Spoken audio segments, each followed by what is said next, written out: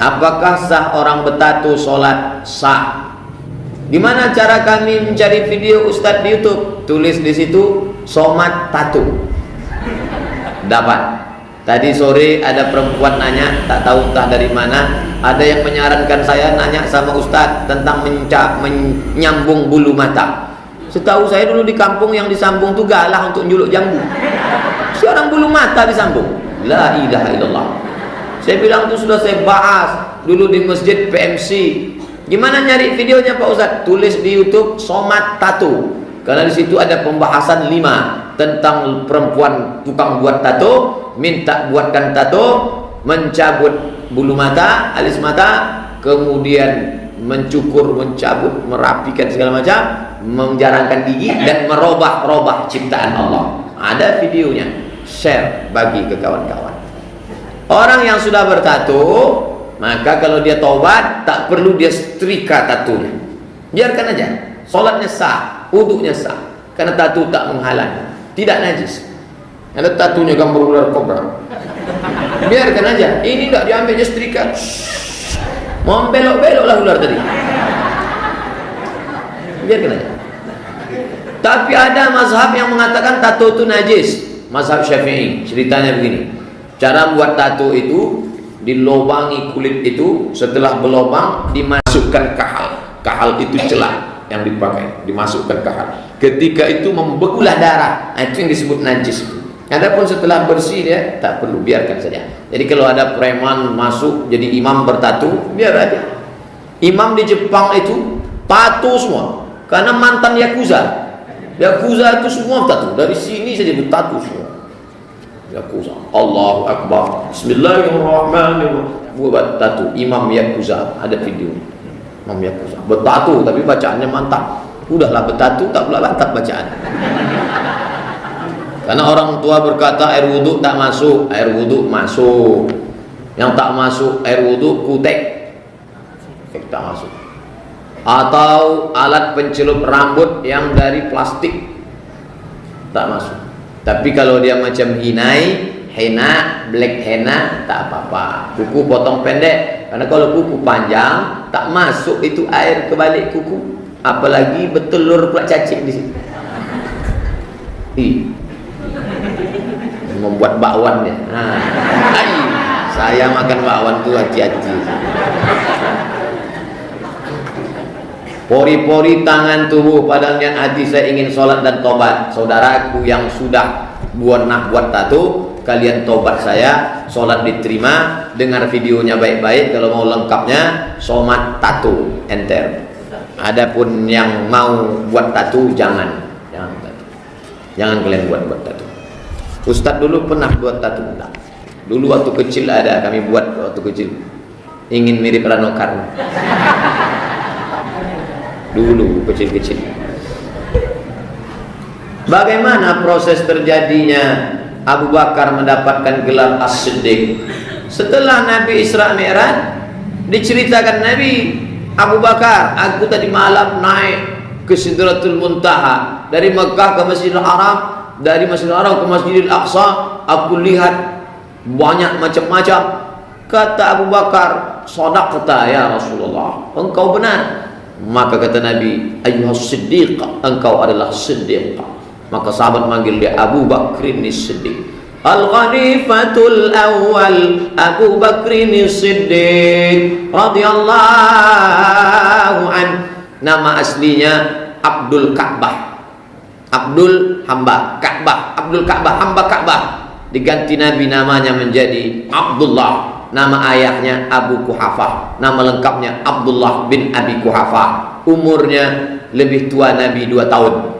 Maka ketika Nabi meninggal 63, dia berumur 61. Dia jadi khalifah 2 tahun, pas meninggal macam umur Nabi 63 tahun. Itulah Sayyidina Abu Bakar Siddiq. Dalam Islam menurut Quran dan hadis, bagaimana kisah Masjidil Aqsa pada akhir zaman nanti?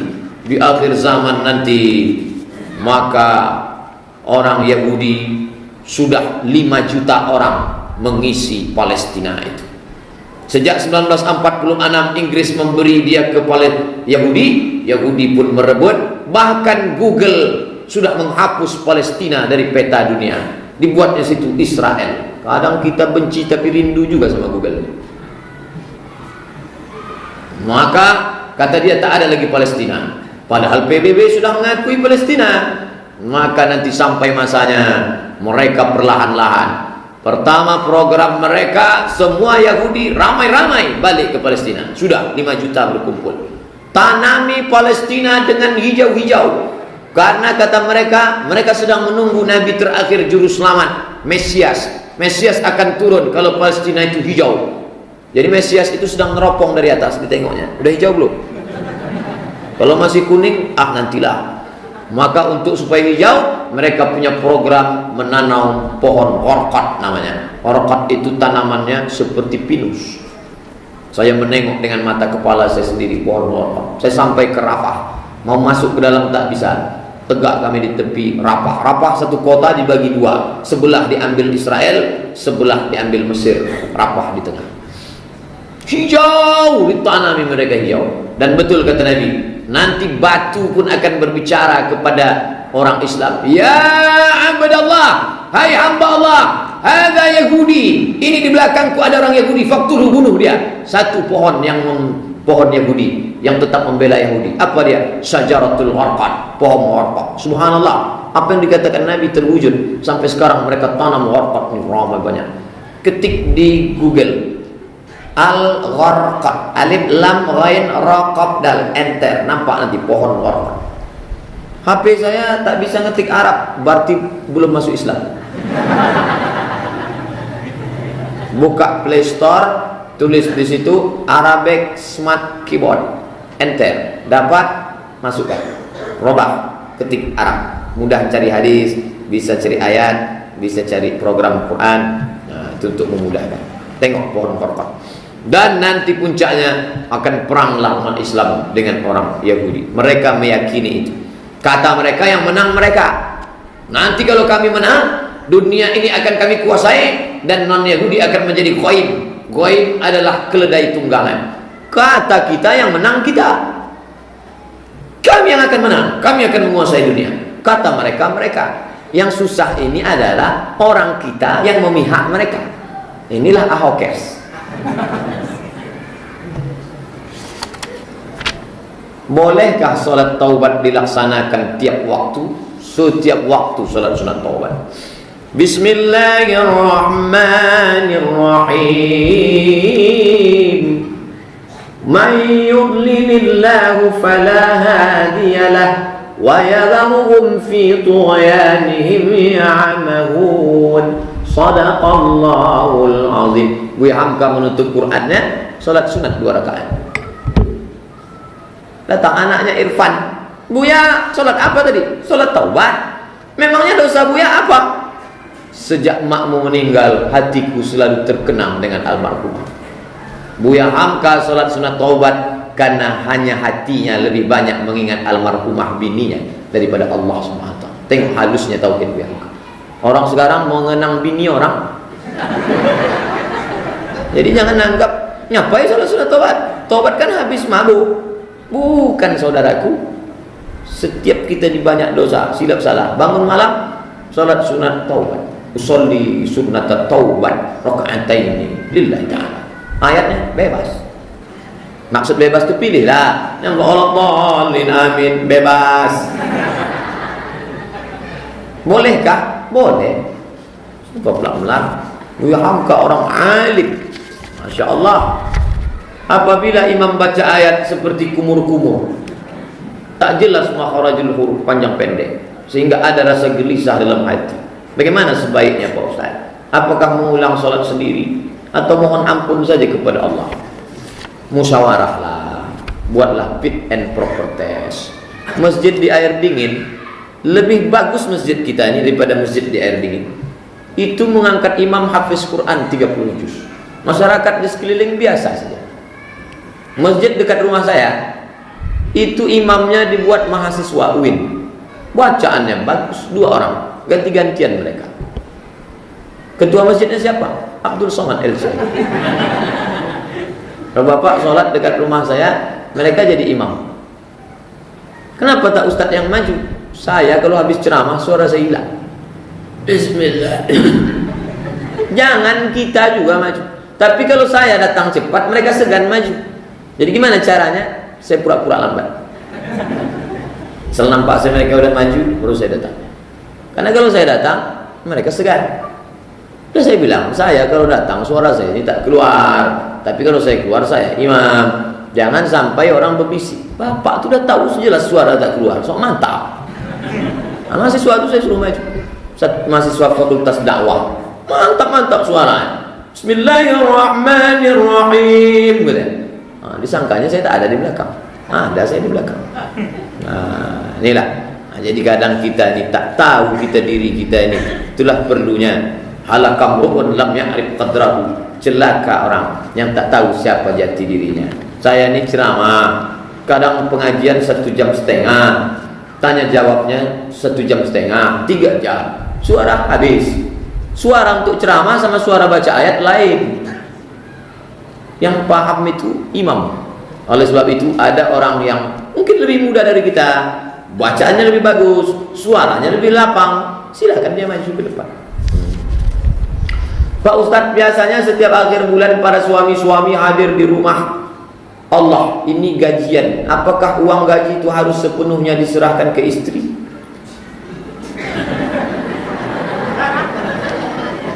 Ada namanya nafkah.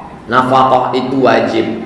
Makan, pakai, tempat tinggal, pendidikan, perhatian, wajib. Tidak ada kewajiban suami menyerahkan semua hartanya, gajinya kepada istri. Jadi dia kasih nafkahnya. Habis itu terserah dia lah. Cuman sekarang kan istri ini khawatir, nanti kalau abang itu terlalu banyak cabang pikirannya Pak Ustaz. Jadi saya lah yang memegang. Itu musyawarah lah. Wa amruhum syura bainahum. Bang, tadi ada ketemu uang abang nih. Uang apa nih bang? Uang sial gitu dia. Kenapa sial? Udah kusembunyikan, kau dapat juga. Nah, ini Ustaznya pengalaman pribadi nampaknya. Nah, itu wa amruhum, musyawarah lah dia. Tapi bahwa kewajiban semua itu kan tak ada. Jika saya tidak memberikan nafkah kepada istri saya, kan itu bunyi sigat ta'liq. Nafkah, makan, pakai, tempat tinggal, pendidikan, perhatian. Itu hak ibu. Kalau ibu tidak diberinya selama 3 bulan berturut-turut, maka ibu pergi ke pengadilan agama, maka jatuhlah talak 1 kepadanya dengan membayar iwat 10.000 rupiah. Coba putar video itu balik. Itulah gunanya direkam waktu nikah kemarin. Namanya sigat ta'liq. Buka di Google sigat ta'liq, enter, dapat. Posting ke nomor bapak sekarang. Bang, ingat sigat ta'liq. Kata dia, aku ingat lalu dia. Mana yang diutamakan Pak Ustaz? Istri apa ibu? Orang yang bertanya begini berarti ada masalah antara istri dengan ibu. Karena seorang istri yang baik akan berkata, Bang, aku adalah milikmu, tapi engkau adalah milik ibu. Seorang istri yang baik sebelum nikah akan berkata kepada istrinya, I want to marry you. Aku akan menikah denganmu. Kata dia, welcome. Tapi sudikah engkau akan menjadi a second woman? Aku bukan perempuan bekas. Second maksudnya yang kedua. Sudikah engkau menjadi perempuan yang kedua? Memangnya yang pertama siapa? Amak dia. Saya bangga dengan preman yang bertatu, kumis tebal, rotot ke baju, tapi tatunya I love Amak Den. Untuk apa orang pakai baju koko, pakai peci, tapi takut sama bini? 9 bulan 10 hari bang, kau menumpang di perutnya, meregang nyawa dia melahirkan engkau bang. Titik peluh keringat sehingga kau jadi orang sekarang menyekolahkan engkau. Maka kau lebih lama, 25 tahun barulah kau kenal dengan aku, kata istri solehah. Maka ibumu dulu, karena ummuka. Jadi kalau perempuan itu baik, tak akan dicemburukannya suaminya dengan mak. Abang aja terus. Oh, itu ciri-ciri tak baik. Oleh sebab itu fit and proper test. Tungkahul mar'atu li arba'. Perempuan itu dinikahi karena 4. 5 liha karena kaya, wali hasabiha, karena Raden keturunan Syarifah Tengku, wali jamaliha, karena cantik minta ampun.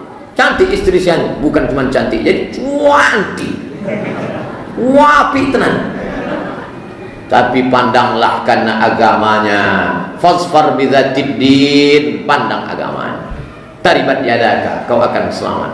Saudara-saudara, anak-anak muda yang belum menikah, maka kalian carilah yang ada empat-empatnya. Kalau tak dapat, pandang yang terakhir karena agamanya. Man talaba akhan bila aibin baqiya bila akhin. Siapa mencari kawan tak bercacat, seumur hidup tak akan berkawan. Mohon penjelasan Pak Ustaz agar suami-suami sekarang tak SSTI. Suami takut istri, kata ibu. Ustaz, tolong doakan tetangga saya yang selalu iri dan dengki kepada kami dan tetangga lainnya supaya bisa terjalin kembali silaturahim antara kami semua bertetangga. Yang namanya orang benci dengki itu dari sejak zaman dulu sekarang tetap ada. Mati pun dia lagi akan lahir yang baru lagi. Waktu saya dapat berita lulus ke Mesir, apa kata orang yang tak senang? Somat lulus ke Mesir, mana mungkin lulus? Waktu saya pelatihan di Jakarta 2 bulan, apa kata yang tak senang? Paling-paling somat tak jadi berangkat, malu balik kampung. Ketika saya sudah berangkat, apa kata orang tak senang? Alah, berangkatlah, bisa lah, paling-paling tak tamat, nanti tengok aja kalau tamat. Setelah saya tamat pulang, apa kata yang tak senang? Mana ijazahnya?